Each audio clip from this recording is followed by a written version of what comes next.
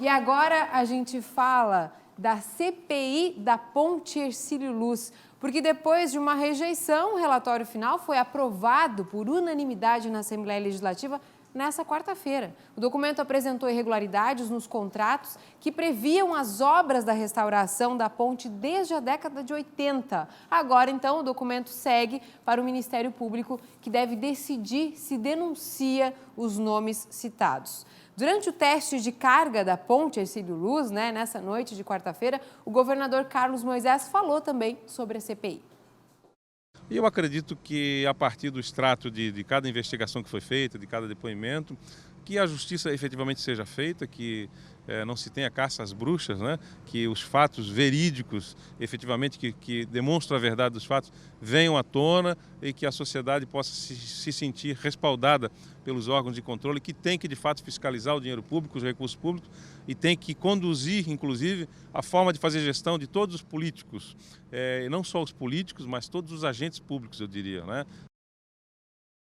E nós seguimos falando da CPI da Ponte Hercílio Luz, agora já com Cláudio Prisco Paraíso. Tudo Boa bem, tarde, Cibele? Prisco. Tranquilo? Tudo bem? Ontem Tudo nós, inclusive, comentávamos a rejeição, Prisco, do relatório final, agora, então, aprovado.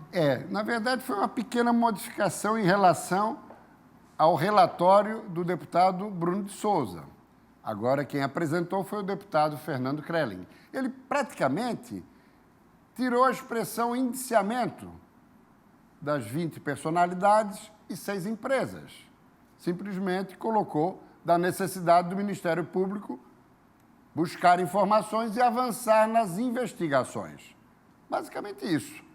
De resto, ficou preservado o trabalho feito com muita tenacidade e esforço pelo deputado Bruno de Souza.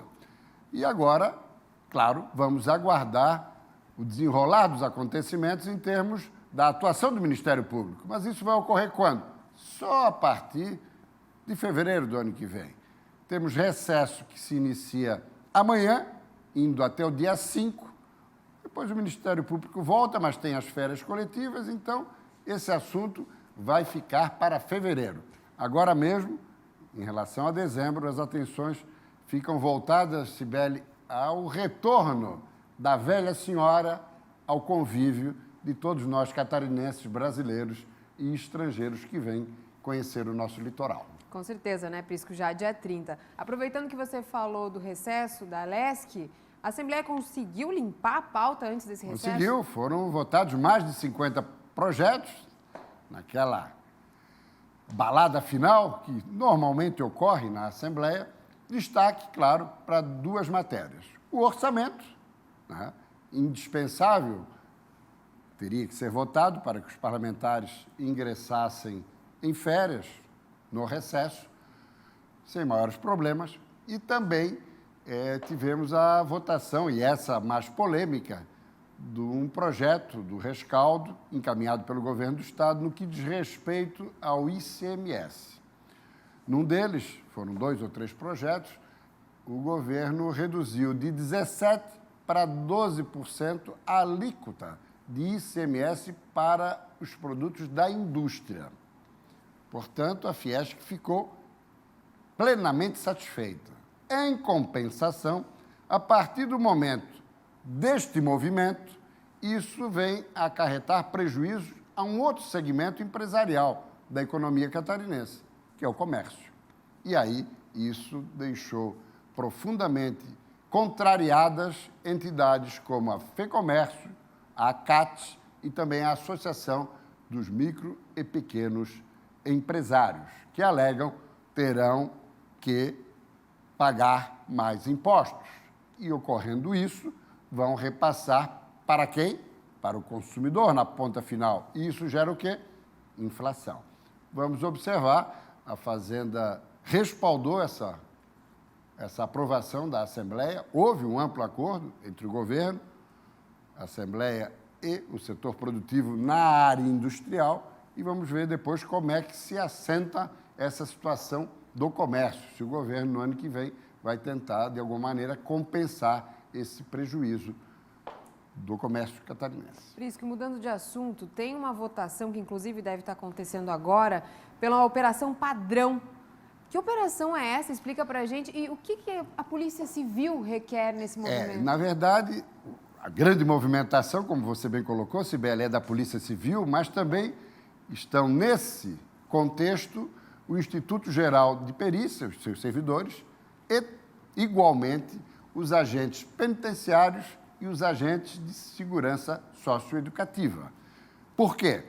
Tem relação direta com a proposta de reforma da Previdência de Santa Catarina, encaminhada pelo governo à Assembleia há umas 3 semanas, assunto esse que será discutido apenas a partir de fevereiro do ano que vem, com o retorno da Assembleia às atividades, mesmo que em regime de urgência. O que ocorre é que o governo do Estado deixou a Polícia Militar fora dessa reforma.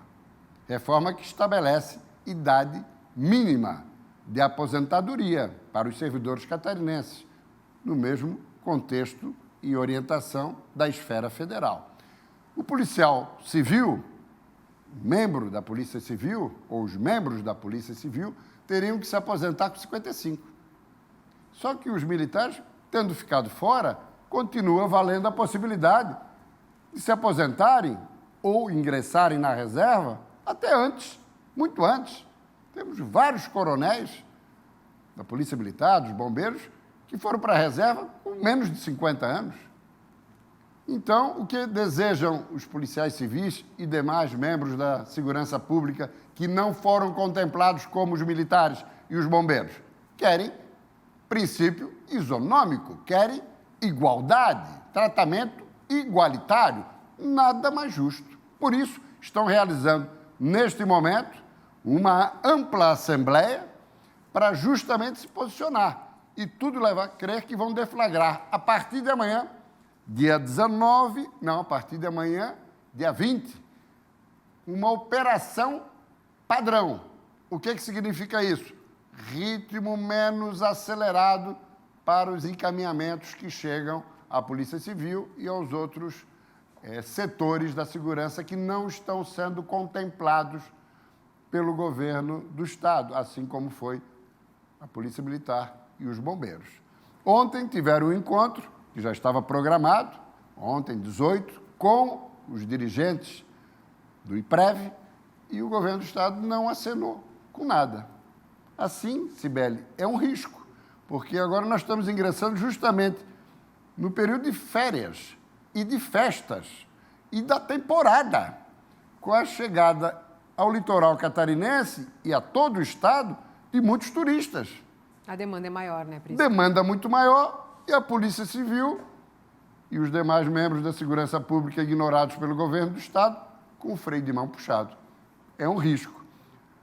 Acredito que tenha faltado sensibilidade ao governo do Estado para buscar uma negociação capaz de evitar essa situação que é delicada, perigosa e preocupante.